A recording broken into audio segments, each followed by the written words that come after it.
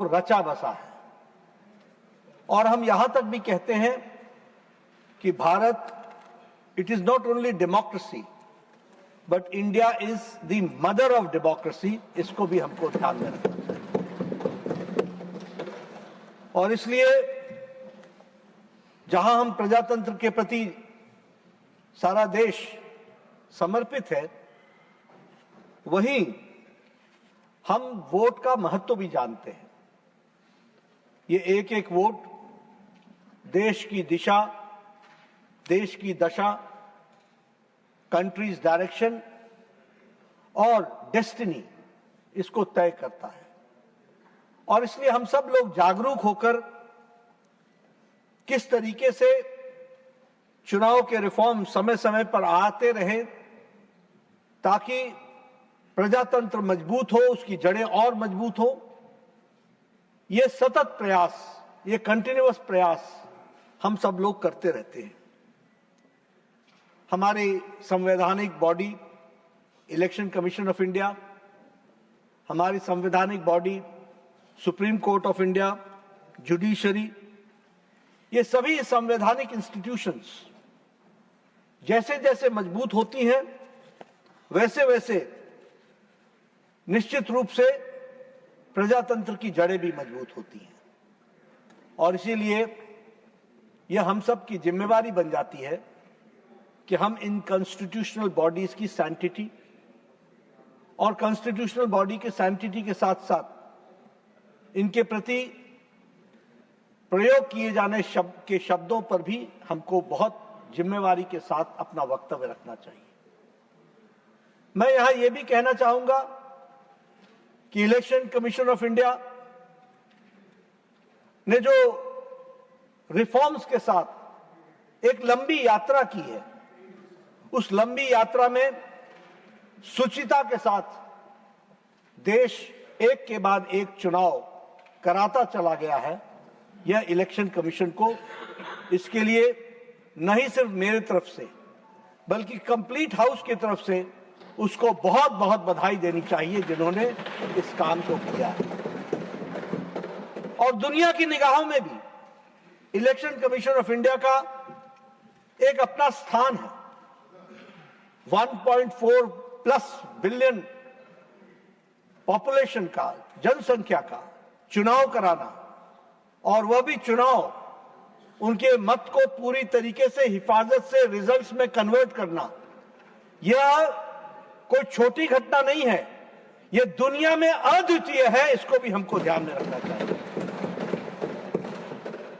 और मैं यहां यह भी कहना चाहूंगा कि इलेक्शन कमीशन ने जो सतत प्रयास किया है, अभी अभी सुरेंद्र नागर जी ने चर्चा की, उन्होंने चर्चा की कृपलानी के समय में चुनाव आयोग की क्या स्थिति है। उन्होंने चर्चा की कि किस तरीके से बीडी दास, बाबा साहब के चुनाव में किस तरीके की बातें हुई। उन्होंने इस बात की भी चर्चा की कि हमारे चीफ इलेक्शन कमिश्नर टंडन साहब ने चुनाव के बारे में क्या प्रतिक्रिया दी थी। ये सारी बातें हम सबके सामने हैं। लेकिन इसमें भी कोई दो राय नहीं है कि दशकों तक इलेक्शन कमीशन के फंक्शनिंग पर और इलेक्शन कमीशन के काम को देखने की जिम्मेवारी एक पार्टी की थी, और वो पार्टी लंबे समय तक राज में रही। और मैं उसको और सीमित करूं तो वो एक पार्टी नहीं, एक परिवार के पास थी। और तब तो कभी कोई इलेक्शन कमीशन की विश्वसनीयता पर प्रश्न नहीं खड़े हुए, तब तो कोई प्रश्न खड़ा करने की बात नहीं थी। और अगर मैं कहूं, इस संसद के अंदर एक बहुत बड़ी भ्रांति, जिसकी चर्चा हमारे बहुत ही वरिष्ठ साथी डेरेक ओब्रायन ने भी की, और उन्होंने कहा कि हम एसआईआर पर चर्चा चाहते थे। मैं आपके माध्यम से देश को यह स्पष्ट करना चाहता हूं कि हमारी सरकार आदरणीय मोदी जी के नेतृत्व में कभी भी किसी भी विषय से चर्चा से नहीं हटती है। हम चर्चा करने के लिए तैयार हैं और आगे भी रहेंगे। अभी एसआईआर का विषय आया, स्पेशल इन्वेस्टिगेशन इंटेंसिव रिवीजन। अब ये स्पेशल इंटेंसिव रिवीजन कौन करता है? इलेक्शन कमीशन करता है। अब इलेक्शन कमीशन का यहां कौन रिप्रेजेंटेटिव है जो उसका जवाब दे? तो बहस उस पर हो सकती है जिसका हम जवाब दे सकते हैं, लेकिन जब आपने इलेक्टोरल रिफॉर्म्स के नाम पर चर्चा मांगी, सरकार तुरंत तैयार हुई और आज 57 स्पीकर्स बोल चुका हूं, मैं 58वां स्पीकर हूं जो बोल रहा हूं। और यह डिबेट लगभग 10 घंटे चली है। और इसीलिए जब हम रिफॉर्म्स की बात करते हैं तो एक एसआईआर के बारे में पिछले 4 महीने में देश में एक वातावरण बनाने का प्रयास हुआ कि जैसे बहुत बड़ी धांधली हो रही है। और आप जैसी जिम्मेवार पार्टी, मुझे तो कभी दुख होता है जयराम जी, इंडियन नेशनल कांग्रेस रैली कर रही है और उस रैली के शब्दावली वोट चोरी, वोट चोर, वोट चोर। जिसको कभी सुभाष चंद्र बोस, जवाहरलाल नेहरू, पुरुषोत्तम दास टंडन, गोविंद वल्लभ पंत, सरदार पटेल, ऐसे लोगों ने, आप उनके रेजोल्यूशंस को पढ़िए और आज की कांग्रेस पार्टी के उस स्लोगन को पढ़िए तो समझ में आ जाता है कि कितना पानी गंगा जमुना से बह चुका है, कितना पानी बह चुका है। मैं संवैधानिक संस्थाओं के बारे में जब चर्चा करता हूं तो मैं स्पष्ट रूप में बताना चाहता हूं कि इलेक्शन कमीशन की फॉर्मेशन आर्टिकल 324 के तहत हुई और यह संवैधानिक संस्था, इसको इलेक्शन के लिए पावर दिया गया कि यह इलेक्टोरल प्रोसेस को पूरा करे, वोटर का डेफिनेशन तय करे और वोटर लिस्ट को प्रिपेयर करे और समय समय पर वोटर लिस्ट को दुरुस्त करे। यह इलेक्शन कमीशन को पावर दिया गया है। आज एसआईआर पर चर्चा चल रही है। एसआईआर है क्या? Special intensive revision. It is under the constitutional power of the election commission to purify and to rectify the voter list from time and again. ये उसका काम है, ये मैंडेट है उसको। और कॉन्स्टिट्यूशन में ये असाइन किया गया रिस्पॉन्सिबिलिटी कि free and fair elections election commission of India कराए। तो वो फ्री एंड फेयर इलेक्शन कराने का काम कर रही है। अभी जब ये responsibility preparing of the voter list आती है तो आर्टिकल 324 पार्ट 15 यह ताकत देता है इलेक्शन कमीशन को कि कंप्लीट कंट्रोल में इलेक्शंस करवाए, लोकसभा का, राज्यसभा का, प्रेसिडेंट ऑफ इंडिया का, वाइस प्रेसिडेंट ऑफ इंडिया का। यह ताकत उसको दी है। आर्टिकल 325 ने यह ताकत दी है कि वो इंश्योर करे कि no eligible voter is excluded from the voter list. No eligible voter to be excluded from the voter list. And no ineligible voter should be included in the voters list.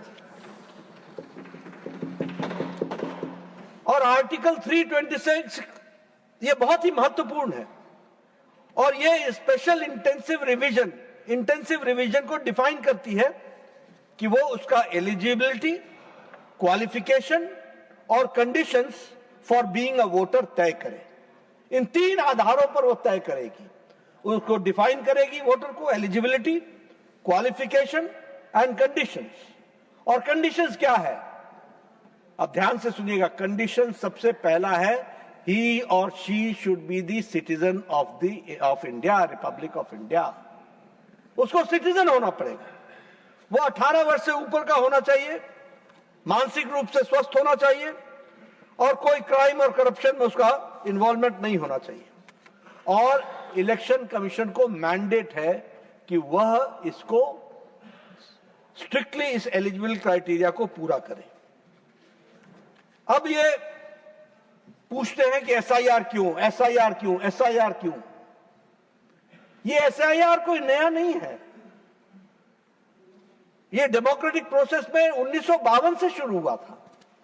1952 में जब ये हुआ तो उस समय जवाहरलाल नेहरू प्रधानमंत्री थे। 1957 में हुआ तब भी जवाहरलाल नेहरू जी प्रधानमंत्री थे। 1961 में हुआ तब भी जवाहरलाल नेहरू प्रधानमंत्री थे। 1965 में हुआ तब लाल बहादुर शास्त्री प्रधानमंत्री थे। 1983 में हुआ तो इंदिरा गांधी प्रधानमंत्री थी। 1987-89 में हुआ तो राजीव गांधी जी प्रधानमंत्री थे। 1992 में हुआ तो नरसिम्हा राव जी प्रधानमंत्री थे। 2002 में हुआ तो अटल बिहारी वाजपेयी जी प्रधानमंत्री थे। 2004 में हुआ तो मनमोहन सिंह प्रधानमंत्री थे। अब अगर आप देखें तो सिवाय अटल बिहारी वाजपेयी जी को छोड़ करके बाकी सारे एसआईआर आपके ही प्रधानमंत्री काल में हुए हैं। इसको भी हमको ध्यान में रखना चाहिए। अब जब हम 2004 की बात करते हैं तो आखिर ये 2004 के बाद 2025 तक जो एसआईआर होना चाहिए था वो क्यों नहीं हुआ और होने की आवश्यकता क्या आ गई, वो भी हमको समझ लेना चाहिए। एक तो 2004 में भी किसी पार्टी ने अपोज नहीं किया और ये प्रोसेस को वोटर लिस्ट जो विशिएटेड होती है उसको ठीक करने का ये एक तरीका है, एक प्योरिफिकेशन ऑफ वोटर लिस्ट का तरीका है और ये पीरियोडिक है और ईसीआई को ये पूरा अधिकार है जो कर रही है। इसलिए ये जो बार बार चर्चा चलती है वोट चोरी, एसआईआर एसआईआर एसआईआर, सबसे पहले तो हम समझ लें हम यहां हो ना हो, आप वहां हो ना हो, एसआईआर इलेक्शन कमीशन का मैंडेट है और ये एसआईआर चलता रहेगा, प्रजातंत्र चलता रहेगा।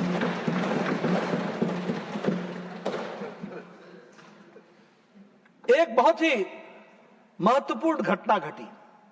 अब देखिए कॉम्प्रोमाइजेस कैसे होते हैं। एक इलेक्शन कमिश्नर साहब आए और उन्होंने एक ऑर्डर पास किया जिसके तहत no returning officer will have the right to delete the voter list. This is a shift from the course of action which election commission was taking. और आज जब हम 2025 में खड़े हैं तब तक नेम्स का डिलीट होना नहीं हुआ। इसके कारण a huge number of votes which were to be deleted were not deleted because somebody died, somebody got married and went to another place, somebody got transferred, somebody moved out from the state. लेकिन 2004 से 2025 तक अभी तक वो voter list से delete करने का अधिकार रिटर्निंग ऑफिसर का ले लिया गया। आप बताइए अब ऐसे समय में सभापति जी एसआईआर का महत्व तो कई गुना ज्यादा बढ़ जाता है कि नहीं बढ़ जाता है? It becomes more important to have a special intensive revision because since 2010 till 2025 you have not deleted the voters who got married and went to different place, who left the place and moved out to another state, who died, who are no more in this world. आपको उसको ऐसा intensive revision में लेने की आवश्यकता होती ही है और वो अपने उस काम को हम लोगों ने करने का प्रयास किया है। What is special intensive revision? It is to remove the names of the dead, selectively delete the foreign nationals and cut the double voters. अब double voters भी हैं। अब मैं इस पर चर्चा नहीं करूंगा। Tiruchi Shiva wants to intervene. Only on point of order. चलिए। Inform. We just want to clarify. None of us are against the SIR. The processes, of course, have to be conducted. But the manner and method of being done is only the question. That's our contention. Yes. One aspect is clear that they are not against SIR. Now we are coming. Let me complete my.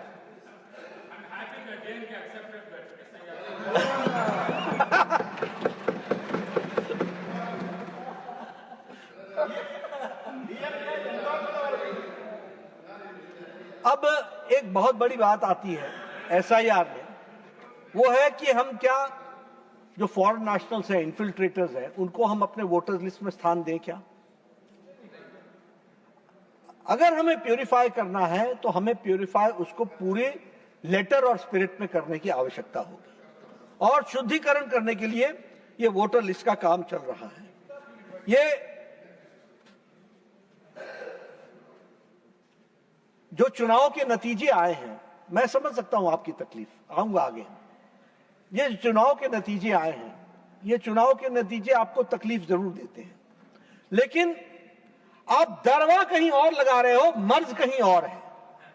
आपको अपना मर्ज ढूंढना पड़ेगा, और सिर्फ अपने cadre को शांत करने के लिए यह गलत भ्रम फैलाना कि इलेक्शन हम इसलिए हार रहे हैं क्योंकि इलेक्शन कमीशन कुछ गड़बड़ी कर रहा है, मुझे लगता है यह आप पार्टी के इंटरेस्ट में देश के इंटरेस्ट के साथ कॉम्प्रोमाइज कर रहे हैं, और मैं पूरी जिम्मेवारी के साथ बोलना चाहता हूं।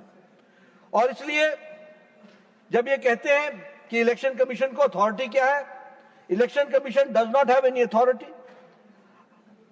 Case of 1995, the Lal Babu Hussain versus voter registration officer reached to the Supreme Court of India, and the judgment came in 1995 in Lal Babu Hussain and voters registration officer, and the court clearly stated, Supreme Court clearly stated, wherever the voter's name is registered, the returning officer can ensure whether the applicant is a citizen of India or not. How will the Election Commission decide? This is their duty and this is not our decision. This has to be done, ये supreme court ने कहा। यानी foreign nationals के बारे में भी decide करने के बारे में ये Lal Babu Hussain versus voters registration act 1995 में इसको बहुत स्पष्ट तरीके से कह दिया गया। अब मैं आता हूं, कई लोगों ने कहीं एटम बम गिराया है, कहीं हाइड्रोजन बम गिराया है, लेकिन फूटा नहीं। अभी आपने 200 वोट के बारे में चर्चा की कि 200 वोट एक ही मकान में आए। इलेक्शन कमीशन ने आपको तुरंत जवाब दे दिया। वो 1 एकड़ का प्लॉट है, उसमें कई घर हैं, वो सभी घर 501 के नाम से जाने जाते हैं। आपने विषय उठाया मीता देवी का, मीता देवी का भी जवाब बड़े स्पष्ट शब्दों में इलेक्शन कमीशन ने दे दिया। आपने रंजू देवी का, रोहतास का विषय उठाया। रंजू देवी ने खुद ही कह दिया कि मुझे कांग्रेस पार्टी के नेताओं ने कहा था कि इस तरीके का बयान दो। मैं जानना चाहता हूं कि देश की जिम्मेवार विपक्ष की पार्टी ऐसे मुद्दों को ला करके वो देश को गुमराह करने का काम जो उन्होंने पकड़ा है, क्या ये देश के हित में है? क्या ऐसी चीजों को हम चलने देंगे? और इलेक्शन कमीशन के अथॉरिटी से लेकर के, इलेक्शन कमीशन की प्रोप्राइटी से लेकर के उसकी इंटीग्रिटी पर प्रश्न उठाना, ये सब हम लोगों ने देखा है और इसको हम लोगों ने जाना है, जिसका पूरा जवाब दिया गया है। और एक बात और मैं कहना चाहूंगा कि बिहार में लगभग इलेक्शन कमीशन ने 24 जून 2025 को क्लीन अप इलेक्टोरल रोल्स का काम शुरू किया था।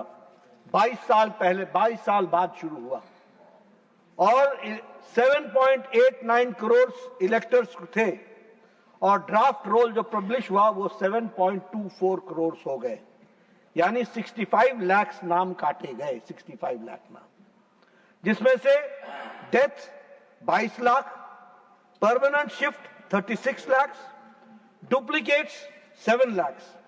और इसके बाद मैं बताना चाहूंगा, ये इसलिए बोल रहा हूं कि ये एसआईआर प्यूरिफिकेशन किस तरीके से कर रहा है। ये जब ऑब्जेक्शंस आए तो ऑब्जेक्शंस के बाद फर्दर डिलीशंस 3.66 लाख जो थे वो इनएलिजिबल पाए गए, और एडिशन भी हुए, नए वोट ऐड भी हुए। वो 21,53,000 हुए जो एलिजिबल वोटर थे, उनको ऐड किया गया। द टोटल इलेक्टोरल लिस्ट जो बनी वो 7.42 करोड़ की बनी। नेट डिलीशंस जो थे वो 47 लाख हुए हैं।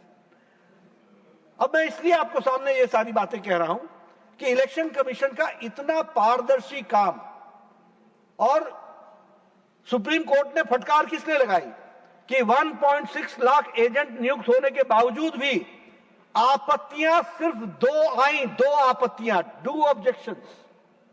We can understand that how fair the election commission has been working, और उसके कारण से ये आज हमको देखने को मिल रहा है। ये आपके साथ मैं जरूर चर्चा करना चाहता हूं। मैं यहां ये भी कहना चाहता हूं कि tarnishing the image of election commission is tarnishing the image of democracy. No doubt, ये आप लोगों ने इसकी कोशिश की है कि इमेज उसकी टार्निश हो, लेकिन मैं एक ही नतीजे से सिर्फ आपको बता रहा हूं कि किस तरीके से क्लैरिटी रही है। अब आपने इलेक्शन कमीशन के साथ साथ आपने ईवीएम पर विषय उठा दिया। ईवीएम। अब ईवीएम भी तो राजीव गांधी जी के टाइम पर आया था और वो स्टेजेस में आया था। वो ऐसा तो है नहीं कि कोई एक दिन में आ गया। उस पर ट्रायल्स हुए, ट्रायल्स होने के बाद एक के बाद एक उस पर पिटीशंस भी लगी। 5 जजेस सुप्रीम कोर्ट ने ईवीएम पर अपहेल्ड किया कि ये लीगल चेंज है और 2002 में उसको लीगल चेंज के स्वरूप में माना। और पहली बार 2004 का चुनाव और 2009 का चुनाव, जहां 10 साल आपने राज किया, ये ईवीएम के ही माध्यम से हुआ था। देखिए, ये तरीका ठीक नहीं है कि जब जीत जाओ तो हम सिकंदर और जब हार जाओ तो अंपायर खराब।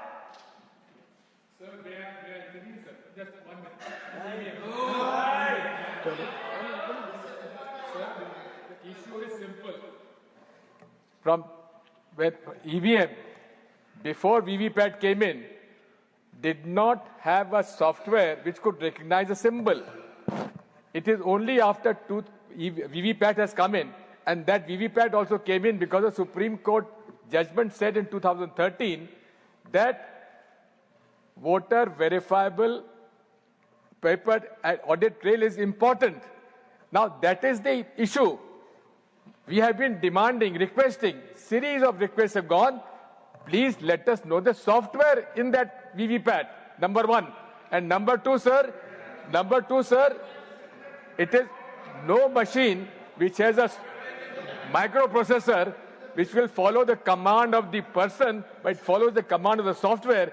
That is why we are demanding that VVPAT slip should not be dropped in the box. It should be given in a hand. Give it in the receipt. And we are quite happy with the EVM. Digvijay जी,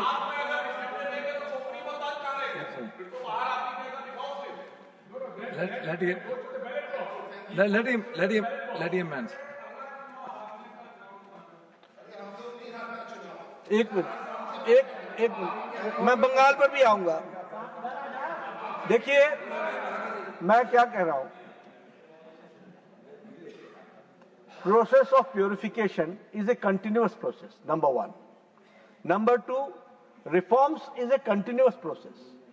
2002 में जब election commission ने उसको green signal दिया तो 2002 में VVPAT नहीं था, 2004 में नहीं था, बाद में वीवीपैट आया है।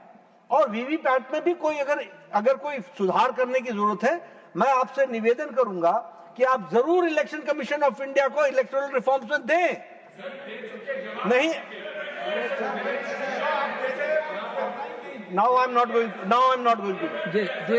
Please let us conclude. We are already running late. Please take Ab, the election commission decided that 5% of EVM and VVPAT result would be compared. 16,000 machines of VVPAT have been matched. Not a single mismatch has come out. अब आप ही बताइए कि आपके polling agent जब EVM को start करते हैं तो उस समय उसको एक बार चेक करते हैं कि नहीं करते हैं, वहां साइन करते हैं कि नहीं करते हैं। सारे दिन के इलेक्शन के रिजल्ट्स के बाद जब उसको हम सील करते हैं तो उस समय आप चेक करते हैं कि नहीं चेक करते हैं। चेक करने के बाद फिर उस पर आप साइन करते हैं कि नहीं करते हैं। तो आप पोलिंग एजेंट्स ये सब कुछ करने के बावजूद भी इलेक्शन कमीशन ऑफ इंडिया ने कहा कि 10 स्टेट्स में 2009 में फॉर टैंपरिंग एक चैलेंज इलेक्शन कमीशन ने दिया, no one could tamper with them, no one. उसी तरीके से 2017 में इलेक्शन कमीशन ऑफ इंडिया ने कहा कि ईवीएम उनके ऑफिस में 3 दिन तक रखा हुआ है and invited to hack them. Sir, now I am not yielding because I am speaking facts. Please. They did not go. Nobody went there. उसी तरीके से ECI ने डिसाइड किया कि 2017 में elections would be conducting EVMs with VVPAT, और वो हम उसके साथ कर रहे हैं। अब ये जो हम कहते हैं कि हम आपके जमाने में क्या था, बैलेट बॉक्स, आप लोग वापस जाना चाहते हैं बैलेट बॉक्स पर, लाए भी आप ही। अब आप बैलेट बॉक्स पर वापस जाने की बात करते हैं, क्यों करते हैं? जिसके बारे में सुरेंद्र नागर जी ने बड़े स्पष्ट शब्दों में बताया कि कृपलानी के साथ बैलेट बॉक्स में क्या हुआ। हमारे डॉक्टर अंबेडकर जी के चुनाव में क्या हुआ, उसको भी हम छोड़ दें तो ये जो हमारे बीडी टंडन जी ने, जो चीफ इलेक्शन कमिश्नर हैं, जो उन्होंने जो अपने वक्तव्य में इलेक्शन कमीशन के बारे में कहा है, वो वहां क्या हुआ, और उसको भी छोड़ दीजिए। मैं तो बिहार के चुनाव देखता रहा हूं, कैसे बैलेट बॉक्स गायब होते थे और कैसे लाइटें बुझती थी और कैसे बॉक्स के बॉक्स गायब हो जाते थे, ये सब हमने देखा है। क्या हम उसी लालटेन एज में जाना चाहते हैं या हम डिजिटल इंडिया में जाना चाहते हैं? और इसीलिए ये जो बहाने हैं, कभी ईवीएम कभी वीवीपैट, मुझे लगता है कि इसमें से हमको निकलना चाहिए। और अभी तक मैं पूरी जिम्मेवारी के साथ बोल रहा हूं, since 2014 election commission has not received a single suggestion for electoral reforms from the Congress party. एक आगे मैं पढ़ रहा हूं, आगे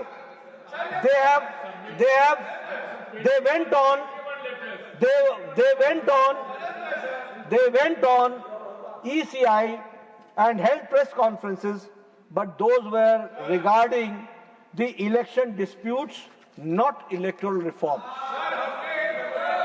आप करेक्ट कर दीजिएगा, आप यहाँ आप ऑथेंटिकेट कर दीजिए। पर मैं पूरी जिम्मेवारी से बोल रहा हूं, इन्होंने इलेक्शन के प्रोसेसेस पर प्रश्न खड़े किए हैं, लेकिन इलेक्शन रिफॉर्म्स पर एक भी मेमोरेंडम इलेक्शन कमीशन को नहीं दिया है, ये भी हमको स्पष्ट है। देखिए, मैं फिर आपसे कहूंगा, हमें अपने रास्ते सुधारने चाहिए।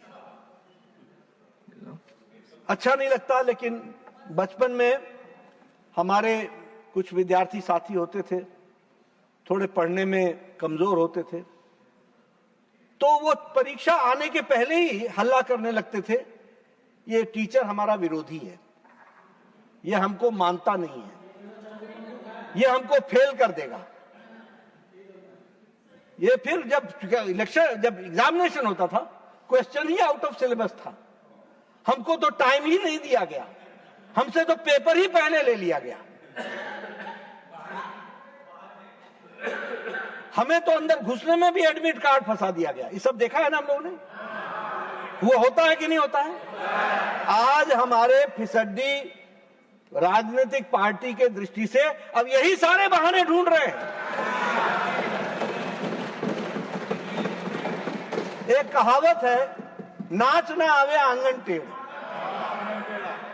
एक कहावत है, a bad craftsman blames his tools. और इसीलिए अगर हम इन सारी चीजों को देखें, अब आपने कहा कि चीफ जस्टिस ऑफ इंडिया को आपने क्यों नहीं रखा? आपने जब से आजादी आई तब से 73 वर्ष तक तो आपके प्रधानमंत्री जी ही एक फाइल पर साइन करके इलेक्शन कमिश्नर बनाते रहे, एक इलेक्शन कमिश्नर बनाते रहे। PM would set the file to the president और वो इलेक्शन कमिश्नर बन जाता था। और 1989 में ईसीआई में जब मल्टी मेंबर हुए, और वह भी इसलिए हुए मल्टी मेंबर क्योंकि आपके इलेक्शन कमिश्नर ने बात सुननी बंद कर दी, तो आपने मल्टी मेंबर कर दिया। चलो अच्छी बात है, आपने मल्टी मेंबर कर दिया। कोर्ट ने कहा कि इस पर कोई कानून बनना चाहिए, और वह कानून लंबी प्रक्रिया के बाद, और उसमें उस समय कहा गया कि अभी चीफ जस्टिस ऑफ इंडिया के चेयरमैनशिप में तब तक काम चलेगा। और लंबे चर्चा के बाद 2023 में यह कानून बना। कब बना? 2023 में। कौन है प्रधानमंत्री? तो यह भी हमको ध्यान में रखना चाहिए। आपने कहा सीसी फुटेज 45 डेज में ही के बाद क्यों डिस्ट्रॉय कर देते हो? 45 डेज के बाद बड़ा सिंपल सी बात है कि कोई भी इलेक्शन के बाद उसके लिए जिरह करने का, अपील करने का, उसके खिलाफ कोर्ट में जाने का, उसकी अवधि रिजल्ट निकलने के 45 दिन बाद है। 45 दिन बाद तक है। 45 डेज के बाद आप किसी कोर्ट में किसी इलेक्शन को चैलेंज नहीं कर सकते। इलेक्शन पिटीशन को जब आप चैलेंज नहीं कर सकते तो उसका रिकॉर्ड रखने का इलेक्शन कमीशन का क्या उद्देश्य है? लेकिन आपने ऐसा वातावरण बनाया 45 डेज के बाद रिकॉर्ड नहीं रख रहा इलेक्शन कमीशन, जैसे इलेक्शन कमीशन बहुत बड़ी गलती कर रहा है, बहुत बड़ा कुछ छुपाने का प्रयास कर रहा है। जिस जिस जगह पर इलेक्शन पिटीशन होता है उसके रिकॉर्ड को सेव करना ये इलेक्शन कमीशन का रिस्पॉन्सिबिलिटी है और उसको वो पूरा करते हैं। इस बात को भी हमको समझना चाहिए। इसीलिए इस तरीके के आरोप लगाना, और उसमें भी इलेक्शन कमीशन ने बड़ा स्पष्ट कहा गया है, it is not a constitutional document, it is an internal management. ये उनका इंटरनल मैनेजमेंट है। और सीसी फुटेज को भी रखना 45 डेज तक वो उसको रखते हैं और उसके बाद वो उसको डिस्ट्रॉय करते हैं। आपने कहा कि इलेक्शन कमीशन को इम्यूनिटी क्यों दी? इम्यूनिटी क्यों दी? ये लॉ 2003 में बना और जिसने, and we have not increase the immunity. जो इम्यूनिटी थी, जो पहले थी, वही इम्यूनिटी कंटिन्यू कर रही है। हां, आपने तो भारत के पूर्व प्रधानमंत्री जी को बैकडेट से इम्यूनिटी दे दी थी। बैकडेट से इलाहाबाद हाईकोर्ट का फैसला आया था। इलाहाबाद हाईकोर्ट के फैसले में श्रीमती इंदिरा गांधी के इलेक्शन को चैलेंज जो राजनारायण जी ने किया था उसके खिलाफ कोर्ट ने फैसला दिया था। कोर्ट ने फैसला देने के बाद आप सुप्रीम कोर्ट में आए थे और सुप्रीम कोर्ट में आने के साथ साथ वहां आपने, अलग बात है कि आपने 3 sitting chief, excluding the chief justice, 3 sitting जजेस को आपने सुपरसीड करके चौथे को आपने चीफ जस्टिस बनाया और अपने पक्ष में फैसला लाया। और इसी पार्लियामेंट से आपने प्राइम मिनिस्टर को किसी भी कानून के तहत इम्यूनिटी दिलाने का काम, और वह भी इम्यूनिटी बैकडेट से इम्यूनिटी दिलाने का काम किया। आज आप इलेक्शन कमीशन के इम्यूनिटी पर प्रश्न खड़ा कर रहे हैं। You are questioning the immunity, और ये पीपल्स रिप्रेजेंटेशन एक्ट में इम्यूनिटी दी रही हुई है, 2003 में दी है, आपने दी है। देखिए, मैं फिर कहूंगा और इस बात को आप ध्यान में रखें, आप 58 साल से तमिलनाडु में आप चुनाव नहीं जीत पा रहे। आपके पांव जो खिसके 58 साल पहले वो वापस जमे नहीं। दिल्ली में आप 12 साल से सरकार में नहीं है। वेस्ट बंगाल में आप 48 साल से सरकार में नहीं है। बिहार में आप 35 साल से, मेरा तो बचपन गुजरा है बिहार में, आप ही की सरकार बनती थी, हमने देखा है। और उस समय जॉइंट बिहार होता था, झारखंड अलग नहीं होता था। 200, 250, 300 सीट जीत करके आप आते थे। आप 35 साल से बिहार में नहीं आए। उत्तर प्रदेश में आप 35 साल से नहीं आए। ये अलग बात है कि 35 साल बाद एक मुख्यमंत्री दोबारा मुख्यमंत्री बना है तो वो भारतीय जनता पार्टी का बना है। ये हमको आप गुजरात में 35 साल से नहीं आए हैं। झारखंड में तो कभी आप अपने दम पर सरकार बना ही नहीं पाए। उड़ीसा में आप 25 साल से नहीं आए हैं। केरला में भी आप 2011 से बाहर हैं। मैं ये इसलिए कहना चाहता हूं कि आप अपनी समस्या को समझिए और समस्या से इधर उधर डाइवर्ट करने से नतीजे नहीं आने वाले हैं। और इसीलिए आप इलेक्शन रिफॉर्म्स पर चर्चा चाहते हैं, मैं कहूंगा आप बाकायदा इलेक्शन कमीशन को इलेक्टोरल रिफॉर्म्स पर पूरी लिस्ट भेजिए। और मैं उनकी तरफ से वायदा नहीं करता हूं, लेकिन मैं जानता हूं कि इलेक्शन कमीशन उनको पूरा कॉग्निजेंस लेगा और उसको पूरी तरीके से देखेगा। लेकिन और ये सब तब हुआ है जब आपकी केंद्र में सरकार थी, हमारी सरकार नहीं थी। इसलिए आज इस तरीके की बात कहना कि वोट चोरी और इस तरीके की बात को आगे बढ़ाना ये उचित नहीं है, ये हमको ध्यान में रखना चाहिए। अब देखिए आपकी सीरियसनेस भी कैसी है। आपने धांधली का आरोप लगाया। फरवरी 3, 2025 को आपने क्लेम किया कि लोकसभा में 70 लाख न्यू वोटर्स वर एडेड। 7 फरवरी को आपने प्रेस कॉन्फ्रेंस में अपने आंकड़े बदल करके उसको 29 लाख कर दिया। आपने 9 जुलाई 2025 को बिहार में 1 करोड़ नए वोटर्स ऐड कर दिए गए, ये आपने कह दिया। कहां से ये आंकड़े लेके आते हैं और कौन से ये आंकड़े होते हैं? मैंने आपके सामने जो आंकड़े रखे वो पूरी जिम्मेवारी के साथ आपको फैक्ट्स के साथ दिए इलेक्शन कमीशन का। आप कौन से आंकड़े लेकर के आते हैं मुझे मालूम नहीं, उसके बारे में हमको सोचना चाहिए, उसके बारे में देश को जानना चाहिए कि ये जिम्मेवार विपक्ष के नेता जो कहीं एटम बम फोड़ते हैं, कहीं हाइड्रोजन बम फोड़ते हैं, और पता नहीं अब कोई न्यूक्लियर बम कब आएगा वो मुझे मालूम नहीं, लेकिन ये बम जो फोड़ते हैं उसमें जो आंकड़े होते हैं वो एक दूसरे से ही नहीं मेल खाते। इस तरीके की इनकी स्थिति बनती है।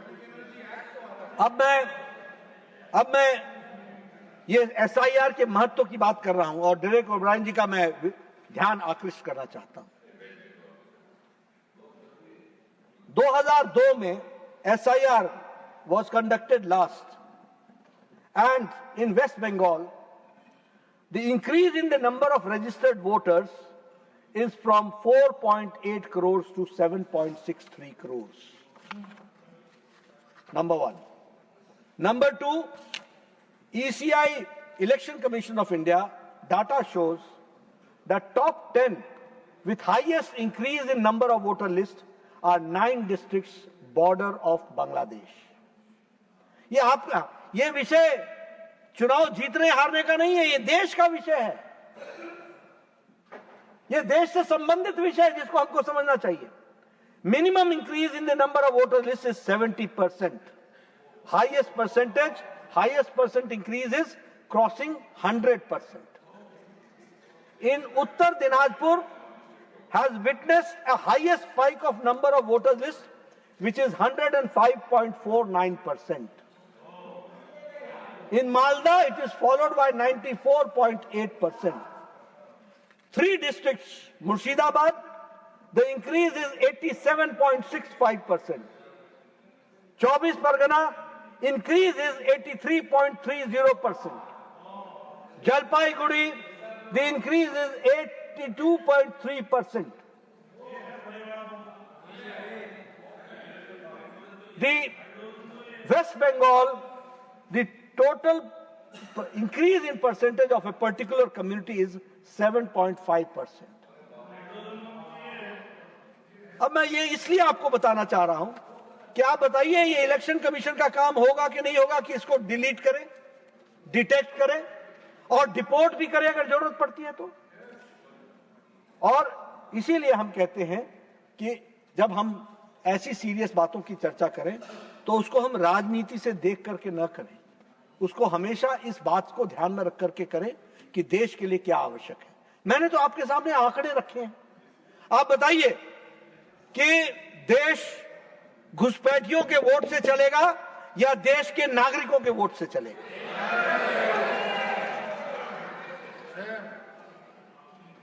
अगर देश के नागरिकों के साथ वोट के स्तर पर चलना है तो जो देश के घुसपैठिए हैं उनको चिन्हित करना ये इलेक्शन कमीशन का काम है कि नहीं है?